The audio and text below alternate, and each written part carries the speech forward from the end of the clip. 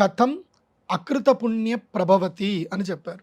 అంటే పూర్వజన్మ సుకృతం ఉంటే తప్ప వారాహి దీక్షలు తీసుకోవడం కానీ, వారాహి నవరాత్రులు చేయడం కానీ సంభవించదు.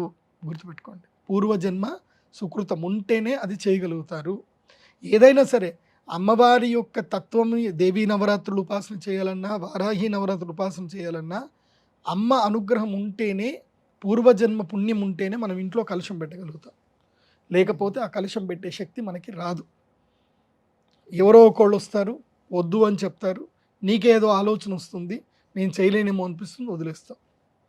నాకు తెలిసిన అర్హత ఏమిటి అంటే, అమ్మవారికి ఉపాసన చేయాలని కావాల్సిన అర్హత ఏమిటి అంటే,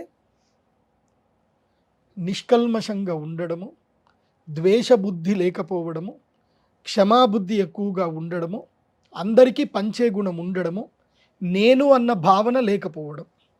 ఈ 5 గుణాలు ఉంటే మీరు అమ్మవారి ఉపాసనలోకి ఈజీగా వెళ్ళిపోవచ్చు.